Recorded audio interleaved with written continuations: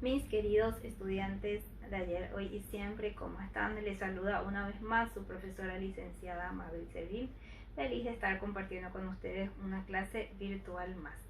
En la clase de hoy estaremos analizando una nueva regla de inferencia. Estaremos trabajando nuevamente con un tipo de silogismo que recibe el nombre de silogismo disyuntivo para seguir demostrando ciertos razonamientos dentro de lo que corresponde a lógica matemática. Para su mayor comprensión, me gustaría que me acompañen a analizar los ejemplos que ya tengo plasmados en la pizarra. Bueno, primeramente vamos a analizar en símbolos esta regla de inferencia que se llama silogismo disyuntivo y vamos a estar abreviando por SD, que son las abreviaturas desde luego de esta regla de inferencia. Entonces, en realidad, este silogismo trabaja con 3 premisas, ya no como habitualmente lo solemos hacer con 2 premisas. Trabaja con una disyunción y 2 condicionales. ¿Qué se debe cumplir para que podamos analizar las características de esta regla de inferencia? Esta es una disyunción. Luego tenemos 2 condicionales. Cada una de las condicionales tiene como antecedente las partes de la disyunción, como ustedes pueden ver acá. P o Q son las partes de nuestra disyunción.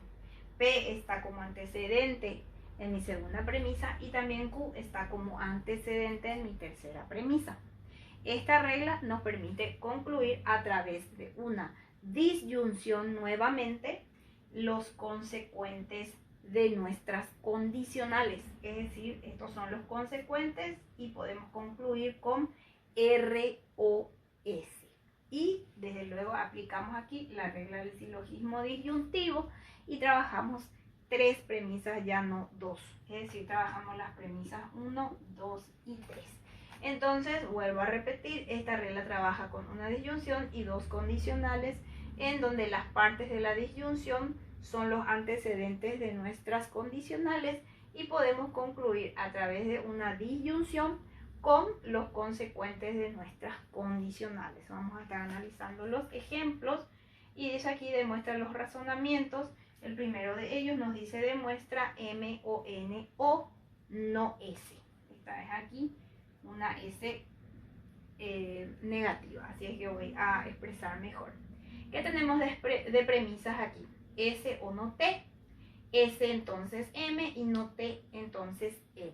Como podemos observar, tenemos una disyunción y 2 condicionales donde las partes de mi disyunción son los antecedentes de mis condicionales.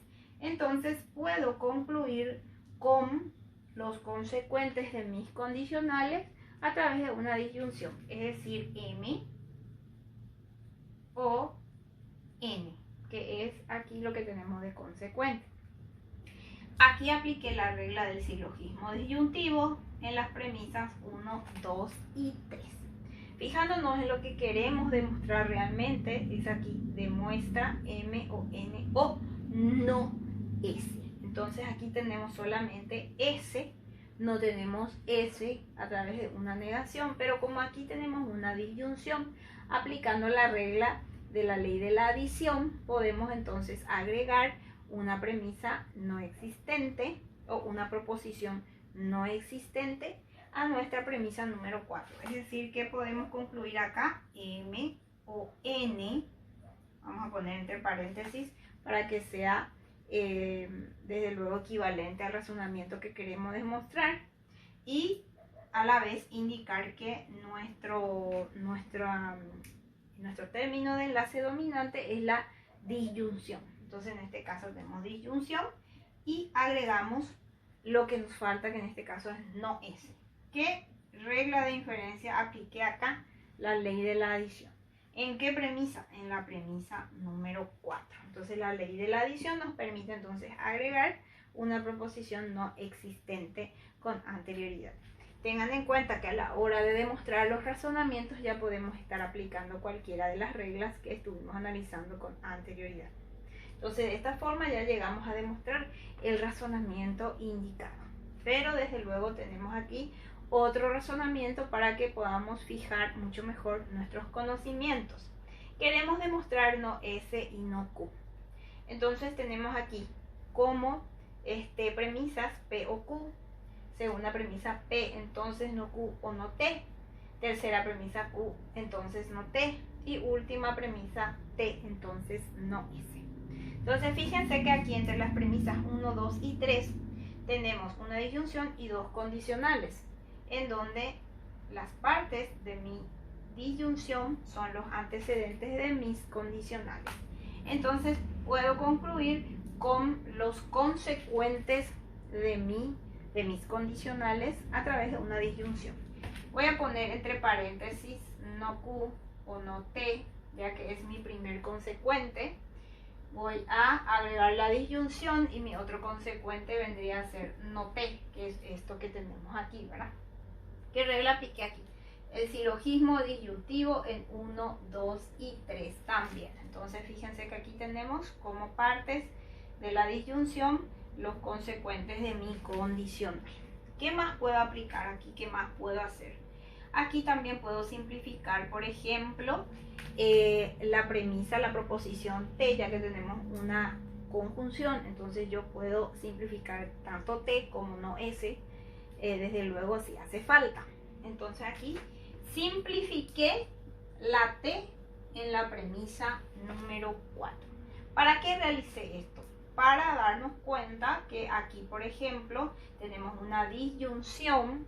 Esta T aquí está en forma afirmativa, esta T está en forma negativa. Entonces podemos aplicar aquí la regla del tollendo ponens. Negando afirmo, es decir, negando una de las partes de la disyunción, puedo quedarme con la otra parte de la disyunción. Entonces, aquí ¿qué podemos concluir? Aquí podemos concluir con no Q o no T, por ejemplo, que es lo que tenemos aquí, ¿verdad?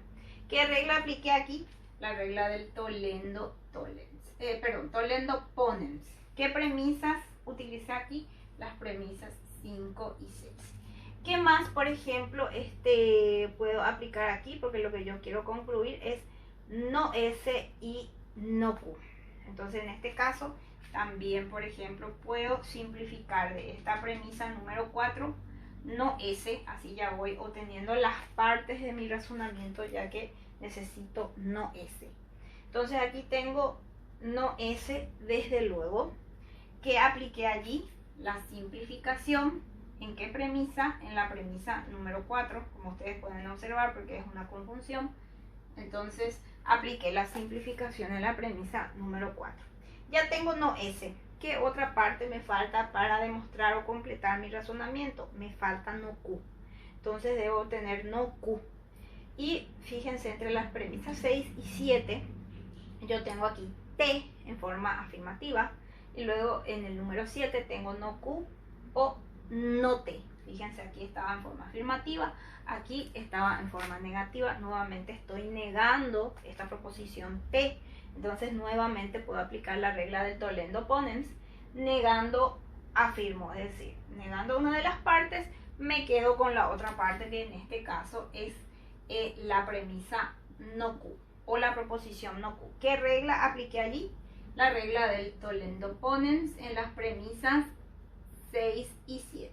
Finalmente, ¿qué puedo hacer aquí? Adjuntar o juntar no S y no Q, ya que tengo en la premisa 8 y en la premisa 9 ambas partes por separado. Entonces lo puedo unir a través de la regla de la adjunción en las premisas 8 y 9. Entonces de esa manera ya estoy demostrando el razonamiento correspondiente. Entonces no S y no Q, que era lo que quería demostrar.